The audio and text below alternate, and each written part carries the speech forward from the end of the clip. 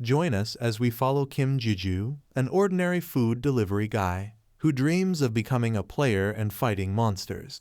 His life changes when he receives a mysterious invitation from the Players Association, setting him on a journey of growth and unexpected twists. 18 years ago, Earth got an unexpected upgrade when a colossal structure appeared out of nowhere, bringing with it a portal for all sorts of monstrous mayhem. Humanity, never one to shy away from a fight, scrambled to survive, and amid the chaos, some people started developing superpowers. These new players became humanity's last hope, strutting around like celebrities and saving the day. Enter our main character, let's call him the guy with no name yet. He's stuck in the mundane world of part-time food delivery, blissfully unaware that his life is about to get a plot twist. Today, he's trotting into the Grand Guild Company building with trays of food. Dodging snobby looks and pretending to be late was part of his charm. An impeccably dressed man directs him to the hungry patrons who likely think a delivery guy's sole purpose is to cater to their cravings. As he zips back to the restaurant on his trusty scooter, a veritable chariot of the common man, he glances at a billboard featuring the latest hero, Yu. This 18-year-old wonder can freeze his enemies, making him the Superman of players. Our unnamed hero, however, is left to dodge honking cars and dream about such superpowers while maneuvering through the bustling city streets. Evening arrives, and he returns to his modest abode, dreaming of an invitation to join the elite ranks of players. Instead, his mailbox greets him with a symphony of bills and repayment notices. Hope dashed, he trudges inside, only to be greeted by his younger sister, who's been moonlighting as a homework enthusiast and caretaker. She mentions their mother is sleeping better, which is a small comfort. Just when he's bracing himself for another round of mundane disappointment, his sister, with a twinkle of mischief, presents him with a chocolate cake adorned with 18 candles. She cleverly masked her financial juggling by buying the cake instead of new clothes he had supposedly funded. Despite her worn-out outfit, she assures him that she didn't dip into the clothes money. Oh, the joy of sibling deception. As they prepare to dig into the cake, his sister hands him an envelope, which he assumes contains one of her homemade birthday letters. Instead, he finds a game changer, a player invitation letter from the Players Association. Cue the triumphant music, he's been invited to join the ranks of the extraordinary. Turns out, his sister swiped the letter from the mailbox for this very surprise, earning her Sibling of the Year award. With newfound hope, he's ready to embrace his new destiny. Yet, as he peeks into his mother's bedroom, frail and resting, he's reminded that the real hero's journey is to heal her illness. The player's life holds promise, but the mission that drives him is far more personal. Kim GiGyu stands outside the Korea Players Association building, his excitement palpable. It's the first day of his grand adventure, and he's trying to play it cool, though he's clearly bursting at the seams. He steps inside, greeted by a receptionist's chirpy, "Good morning." "Hi, I'm Kim GiGyu," he says, like he's just met his new best friend. He follows her instructions and says, "Status window." Instantly, a pop-up window appears with his name and a level 1 status. But wait, his innate ability is shrouded in mystery, represented by a bunch of question marks. Spooky. Curious, Kim asks the receptionist what gives. She smiles cryptically, congratulating him on being an innate ability user, but the details are still under wraps. Kim is overjoyed. Not only is he a player, but he's got a secret power too. He checks his status window again, eyes wide with wonder. At this point, an eavesdropping player, none other than the renowned Yu, yes, the guy with the freezing powers, approaches. He offers to guide Kim GiGyu, having accidentally overheard the whole conversation. The receptionist, obviously starstruck, can't say no. Kim is thrilled. Having a famous hero as his mentor is better than winning the lottery. Kim and Yu step into the portal zone, where Kim is faced with the daunting sight of monsters on the first floor. Kim, looking like he's about to faint, voices his concern. Yu, ever the cool cucumber, reassures him. "This is a great opportunity," he says, presenting the 100 goblin test. Kim has to defeat 100 goblins without using any skills. It's like an ultimate fitness test, but for monster slaying. The time taken to complete it will determine his potential. As Yu explains the ranking system, Kim learns that innate ability users are the creme de la creme. While regular players might slog for years to level up, innate ability users could achieve the same in mere months. Nice to know that while others are stuck in traffic, Kim's on a fast lane to greatness. With a sparkle in his eye, Yu shares his big dream: to build the ultimate guild, surpassing all others. To do that, he needs skilled players like Kim. He hopes to meet him again in the tower when Kim's much stronger. Kim, fired up and ready to prove himself, dives into the training with gusto. Fast forward 5 years, and Kim GiGyu is in a dense forest, battling yet another goblin. After a grueling fight, he defeats the creature but collapses, gasping for breath. Nearby players speculate this must be part of the infamous 100 Goblin Challenge, a test that's as legendary as it is brutal. Despite the victory, Kim's frustration is evident. He summons his status window, which still shows his name, level 1, and his innate ability covered in question marks. After 5 long years, he's still stuck at level 1. He's fought countless goblins, but his progress feels like it's moving at a snail's pace.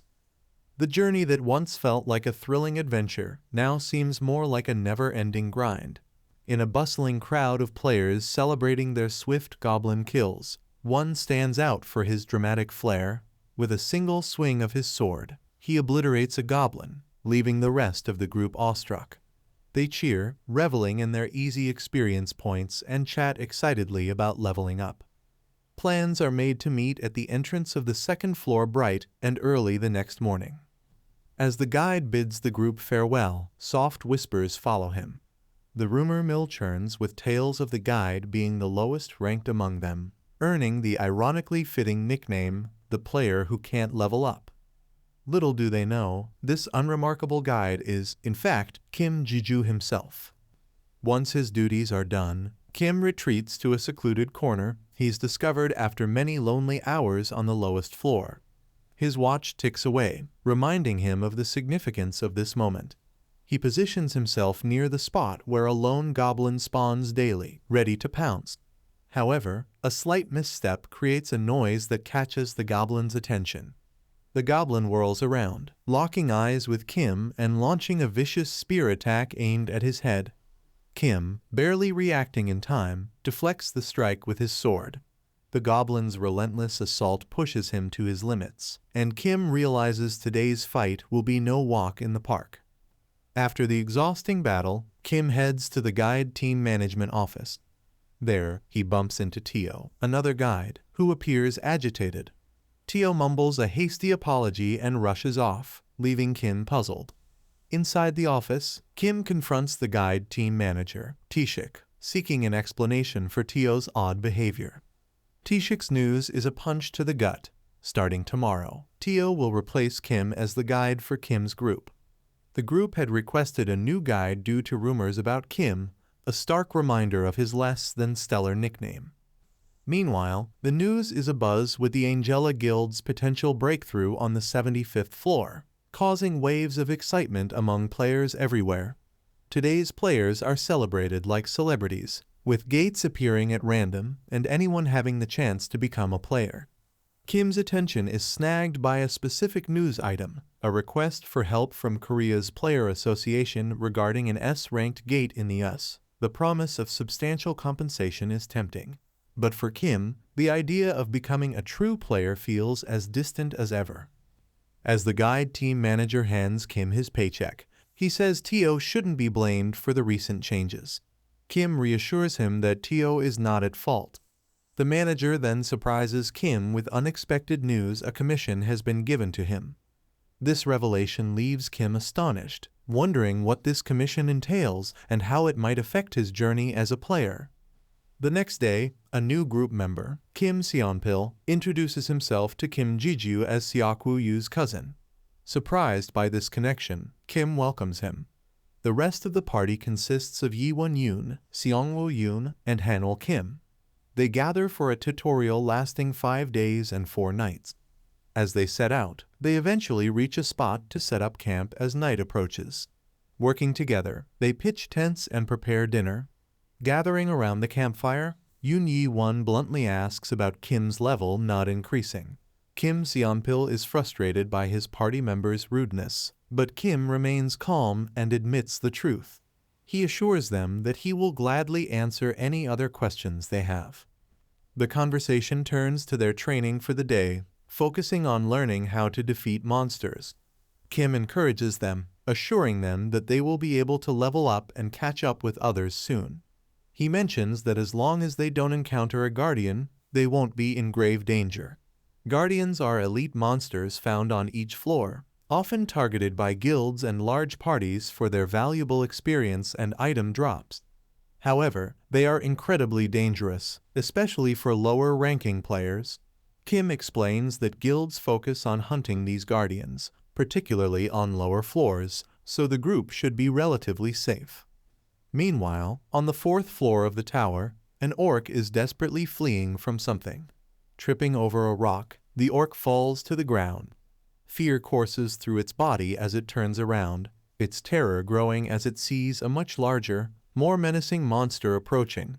With a chilling crunch of bones and splashing of blood, an even bigger monster with a ravenous glint in its eyes emerges, leaving a scene of horror. On day 2 of the tutorial, Kim GiGyu and his party reach the 2nd floor of the tower, where they're greeted by orcs in a forest. Orcs might be bigger than goblins, but they're about as quick as molasses in January. This means the party, with their shiny new skills, mops the floor with them. Who knew orcs were such slowpokes? By day 3, the crew is tackling the 3rd floor, which features a delightful mix of goblins and orcs. Thanks to their lack of leadership and tactical brilliance or lack thereof, the monsters make it easy for Kim GiGyu to execute his brilliant strategy, use a single rock to stir up a ruckus among them. With monsters fighting among themselves, the party cruises through. They level up, navigate the safest paths, and after setting up camp, they eagerly anticipate the upcoming 5th floor test. The group is buzzing with excitement about the potential new classes they might receive. Kim, however, is deep in thought, his mind wandering to the 5th floor and some unresolved emotional baggage that he's not quite ready to unpack. On the 4th floor, the monsters are similar to those from the previous level, but faster and meaner.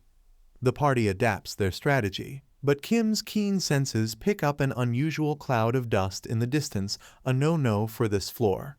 With a sense of foreboding, he warns everyone to leave. This tutorial is not just some game, it's the real deal, and any slip-up could spell trouble. As they attempt their hasty exit, calamity strikes. One member injures a leg, another freezes up as an orc charges, and a third barely saves the day. Kim's worst fears are realized when a colossal monster reveals itself a guardian, to be exact. With no time to waste, Kim throws a smoke bomb, creating a diversion and buying them precious seconds to escape. The group, carrying their injured, makes a beeline for a cave on a rocky cliff. In the cave, they regroup. Kim informs them about the guardian and the need to stay alert. But their brief respite is shattered when one member remains unconscious due to a poison wound. Kim assures them she'll recover with the antidote. But, of course, the antidote has mysteriously vanished from his backpack. Classic rookie mistake. Despite the tension, Kim stays cool under pressure and concocts a plan. He decides to summon a rescue team, though his worried teammates advise against it. Kim's knowledge of the tutorial floors gives him confidence. He heads out of the cave, only to find the Guardian's presence has messed up the usual monster patterns, making it a wild goose chase. With only one smoke bomb left, he searches for an alternative path to reach a higher point on the hill and light the signal. In a tense showdown, Kim faces the Guardian while attempting to light the signal. The Guardian delivers a brutal blow, sending Kim crashing into a rocky wall. Injured and spitting blood, Kim manages to fire the flare gun into the air, hoping it will attract help. With the Guardian hot on his heels, Kim races towards the 5th floor entrance. It's a dangerous place for a level 1 player, and the door beckons with the promise of escape, but also the uncertainty of what lies beyond. Faced with the choice of either confronting the Guardian or stepping into the unknown, Kim chooses to press on. Driven by both instinct and desperation, he decides to take the leap into whatever awaits on the other side of the door, hoping that it holds a sliver of hope amidst the chaos. Kim GiGyu stares at the announcement with a mix of shock and confusion. The system confirms his status as a player, indicating he's completed the first test and met all conditions. But instead of a dramatic revelation or deadly confrontation, Kim finds himself lying in a tranquil grassy field. System messages keep flooding in, revealing that his previously unknown ability has been identified and the difficulty of the first test has been reduced. The test, as it turns out, is a simple goat hunt. With a bewildered shrug, Kim grabs the sword that has mysteriously appeared beside him and takes down the unsuspecting goat.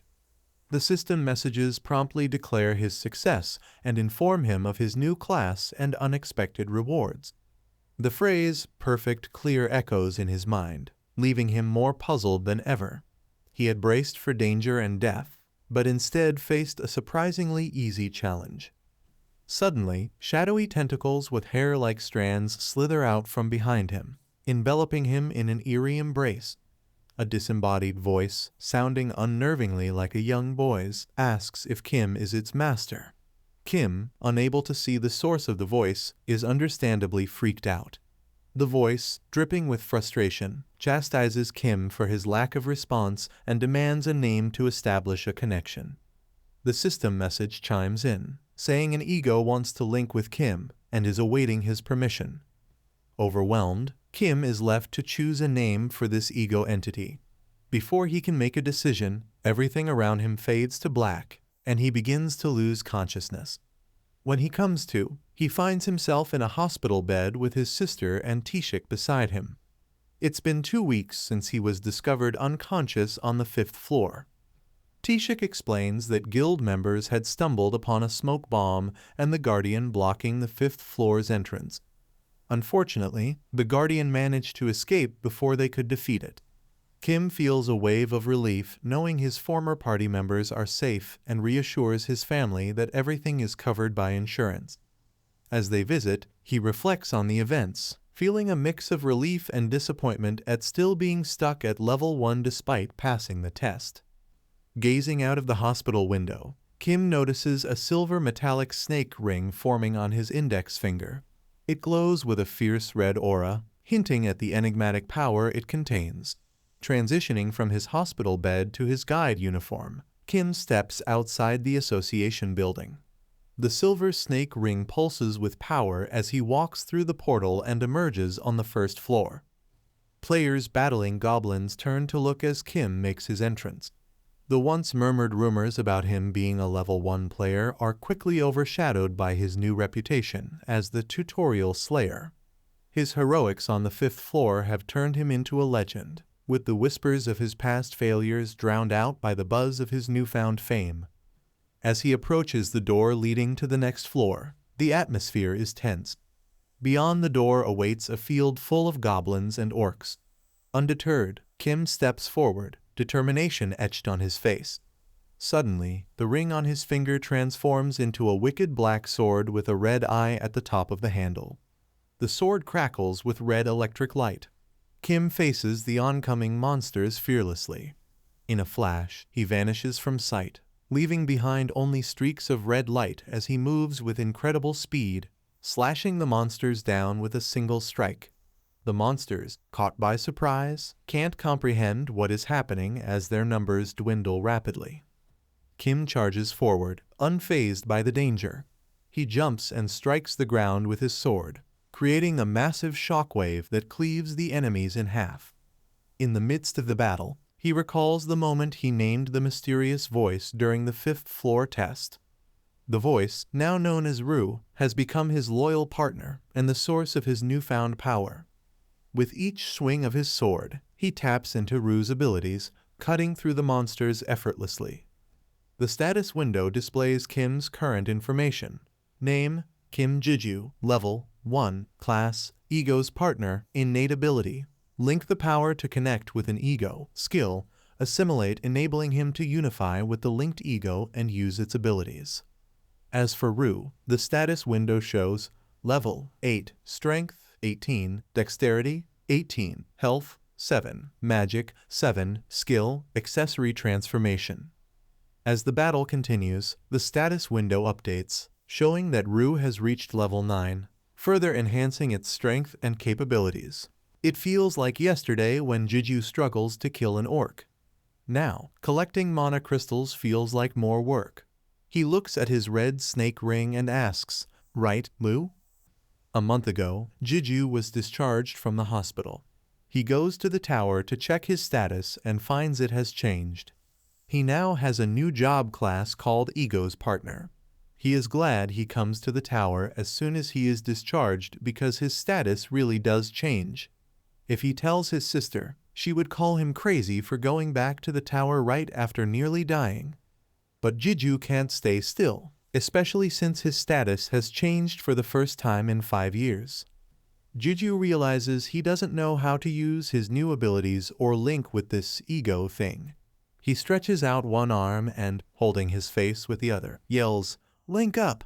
But nothing happens, and even a bird seems to laugh at him. Embarrassed, he sits down and curls into a ball, glad no one sees him. GiGyu mutters to himself about naming the voice in his head Lu. Suddenly, a bluish orb with a red aura appears. A system message says a formless ego named Lu has been summoned. GiGyu doesn't know how he does it. The system says Lu's appearance will be chosen at random due to GiGyu's lack of ability. Then, the system says the ingredients for Lu's materialization will be absorbed automatically. Confused, GiGyu watches as the orb sucks in everything around it. His backpack, with all his stuff inside, isn't spared. It even takes his clothes, leaving him in his underwear. Luckily, it doesn't leave him completely naked. When the orb finishes, it turns black and red, and a pillar of red light comes down from the sky. As the light fades, a black demonic sword hovers in the air. GiGyu makes a poncho from a blanket and asks the sword again if its name is really Lu.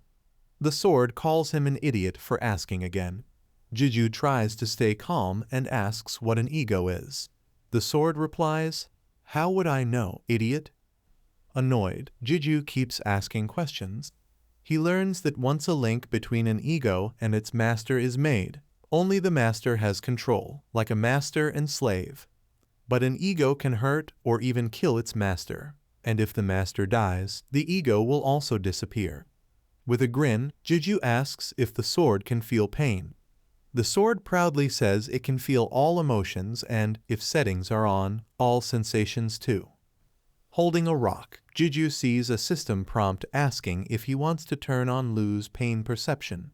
Showing some manners, GiGyu activates the setting, and Lu screams in pain as he feels the rocks hit. Back in the present, GiGyu kills an orc with a red slash. A system pop-up says Lu is absorbing the orc's blood. More pop-ups say Lu gains experience points and levels up. Lu's stats increase too. GiGyu comments that Lu used to rebel a lot. The sword tries to brush it off as an embarrassing memory. Seeing an eerie look on GiGyu's face, the sword quickly says it has a cool master and is lucky to have such a great master. With their bags full, they decide to leave the tower. Next time, GiGyu wants to try entering a gate instead of the tower. At the Players Association building, Tishik warns him against entering gates for now. Recently, gates that were supposed to be easy rank F turn into higher rank C for unknown reasons. Also, 4 high rankers recently die in a gate in the United States. Tishik tells GiGyu this hasn't happened in 23 years, but the sudden changes started a month ago. GiGyu thinks it might be a coincidence that it started when he meets Lu, but he brushes it off. Tishik just wants GiGyu to stay safe and not rush into danger. Gates, unlike the tower, offer more crystals, special items, and clear bounties. GiGyu can't pass up the chance to make more money since he is drowning in debt. He thinks the chance of a gate being an anomaly is low and starts looking for random parties to join to earn some fast cash. GiGyu soon finds a party and meets with the group leader in a coffee shop. The leader's name is Song-Soo-ha. Song-Soo gives GiGyu a contract to sign, outlining the profit distribution and rules. Equipment and gear drops are decided by dice roll. Song-Soo explains they will meet in 2 days to enter the gate and tells GiGyu not to be late. Gates are generally categorized into 2 types: one-time gates, which disappear after being cleared, and sustained gates, which do not disappear and allow players to hunt repeatedly. One-time gates offer unique rewards, but sustained gates are preferred due to lower risks and publicly available strategies. On the designated day, GiGyu joins his random party at the gate. The group has 5 players, a tank, 2 damage dealers including GiGyu, a red-haired mage, and the leader, who is an archer. Everyone is a stranger except for the archer and the red-haired mage. As they walk down a corridor, a horde of zombies with red eyes approaches. The blonde tank takes the front to block their approach, while the damage dealers attack, supported by the archer from the back. The gray-haired damage dealer complains about the zombies' resilience, but GiGyu surprises everyone by tearing through the enemies quickly. The battle is over in moments, and the team sits down to recover. The tank and the other damage dealer praise GiGyu, wanting to join him in future expeditions. When the break is over, a sly look passes between the blonde tank and the gray-haired damage dealer. The blonde whispers to the gray-haired one, and they both grin mischievously. The party then reaches a massive steel gate, the entrance to the boss's room. The leader begins explaining how to clear the gatekeeper Talon, but the blonde tank rudely interrupts. The red-haired mage looks murderous but quickly hides it when the leader glances at her. After the interruption, the leader continues his explanation. Once everyone knows their roles, they break through the steel gate and enter the room. Inside, a large bandaged boss monster sits with its back to them. The archer starts the battle with a shot, making the monster turn and charge angrily. The tank takes the initial hits and is flung to the back. The damage dealers then attack the boss. After taking some damage, the boss hunches into a defensive stance. Seizing the opportunity, GiGyu leaps into the air to attack. As he is about to land his strike, system notifications pop up, telling him that his synchronization rate with Lu has increased, allowing him to use Lu's abilities more effectively. Without knowing exactly what happened, a surge of power comes down with his blade, allowing GiGyu to kill the boss in one strike. He stands there, dumbfounded, like the rest of his party. A system notification tells him that the gatekeeper Talon has been defeated, and he obtains a new skill called cannibalism, which allows him to recover health by devouring corpses. Doesn't this feel like another cheat skill? What the hell, he thinks. The party members are all surprised. Not only do they easily defeat the boss, but it also drops a piece of equipment called the Dagger of Paralysis. As per the contract, they roll dice to determine who gets the items. While this is happening, the blonde tank comes over and puts his arm around GiGyu's shoulder in a sleazy manner. He says that since GiGyu does most of the work, the dagger should be his by right, and to leave everything to them. Having been a guide for over 5 years, GiGyu has developed a keen sense for people. He has low expectations for the tank and the damage dealer, but their behavior is downright shameful. As they sit down to start the distribution, the 2 scoundrels make eye contact and begin to put their plans into motion. The tank grabs a dagger and lunges at the leader. Just then, GiGyu grabs the blonde tank's arm and flips him over his head and onto his back. The blonde tries to get the gray-haired damage dealer to help, but his partner in crime is too scared to move. GiGyu thinks he is lucky to be alive, not because of the blonde, but because of the redhead. At some point during the confrontation, she pulls out a dagger and is shrouded in a black aura. Wasn't she a mage? This is dangerous, he thinks. Even the leader acts strangely. When the dagger flies at his throat, he doesn't even flinch but keeps his focus on it. Still pinning the blonde to the ground, GiGyu asks the party leader what he wants to do with the 2 troublemakers. the leader calls out the redhead's name, Harem. Without another word, she shrouds herself in a black aura and knocks the gray-haired damage dealer senseless with a single strike to the back of his neck. As expected, this girl is dangerous. Taking her example, GiGyu also knocks the blonde out.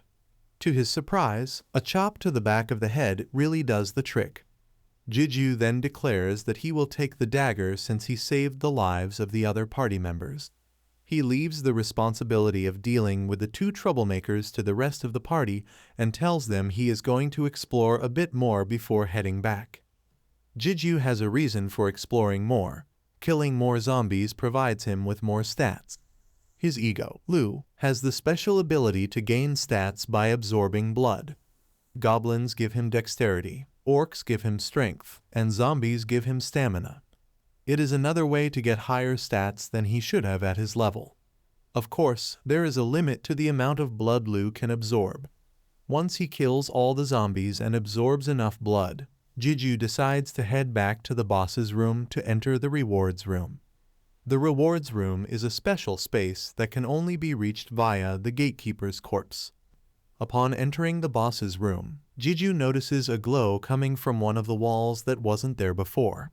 Upon closer inspection, the wall seems to be hollow. Ignoring Lu's protests, GiGyu swings the sword like a hammer and crashes into the wall. The cloud of dust generated by the strike is intense. Suddenly, Lu detects the presence of another ego. As the dust settles, a shining sword emerges from within. It is another ego. GiGyu wonders how it is possible to get an ego so easily. He thinks about what he has been doing for the past 5 years. Lu quickly responds, calling him an idiot. Before GiGyu can react, Lu changes the topic, pointing out that they need to find the nearby ego. GiGyu doubts there is anything left since this gate has been around for a while, but Lu insists otherwise. They soon come across a white sword in a stone. Could this be the legendary Excalibur? Not knowing any better, GiGyu grabs the shiny sword. As soon as he touches it, he is enveloped in blinding white light. A female voice asks, "Are you my master?" When GiGyu opens his eyes, he finds himself in a space filled with pure white light, similar to Lu's dark space. He asks if she is the ego within the sword, and she replies yes. She says she has been waiting for a master. Like before, this ego asks for a name. Without hesitation, GiGyu says L. As soon as he pulls out the sword, the walls start to crack, and the whole gate becomes unstable. Both egos tell GiGyu to flee, but they also become aware of each other and start chatting. GiGyu tells them to shut up since he needs to concentrate. He sees the corpse of the gatekeeper and rushes towards it as the floor crumbles beneath him. He makes a desperate leap for the corpse, and upon touching it, the system gives the prompt to enter the rewards room. As he is teleported away, he notices a huge evil eye staring at him from behind the portal. Later, it is reported on the news that the permanent gate has been destroyed, but the cause is unknown. Thankfully, the gate collapses after GiGyu leaves, so he isn't suspected. His rewards for clearing the gate are 30 violet crystals and an additional reward, a charm of protection. Unlike towers, gates offer crystals as rewards, and their value increases with their color. Some valuable items can even affect health and longevity and can be used by ordinary people. The charm isn't enough to cure his mother's illness, but it is still helpful. The money from selling the crystals allows him to move her to a hospital. After taking care of his mother, GiGyu decides to climb the tower again. Wielding his dual swords, he easily climbs from the 6th floor to the 9th floor, a place he couldn't even dream of reaching before. Thanks to his two egos, Lu and L, he gains a lot of experience. Although the shared experience slows down the leveling up, the synchronization skill allows GiGyu to feel his power level rising. We learn that L is a sword used to seal a demon inside the gate. Over time, her power and memory have faded. She can't remember anything about the demon or the situation that put her there. With L added to the group, GiGyu's power is growing. He decides the next logical step is to find more egos. GiGyu goes to the item auction house to search for more egos. His egos try to sense other egos among the auction items, but they find nothing as each item comes up. Near the auction's end, the main attraction is brought out. It is an ego. But GiGyu can't afford such an expensive item. At least he doesn't leave empty-handed, as he manages to auction away the dagger of paralysis for $100,000. He leaves the auction with a weird grin on his face. On his way home, GiGyu stops by a supermarket to buy groceries. As he walks home, something catches his attention. He notices a small tear in space in front of him. As he watches, it starts to expand into an unexpected gate. Thanks for watching. If you enjoyed the journey of Kim GiGyu, don't forget to like, subscribe, and hit the notification bell for more exciting manhwa recaps. See you in the next video.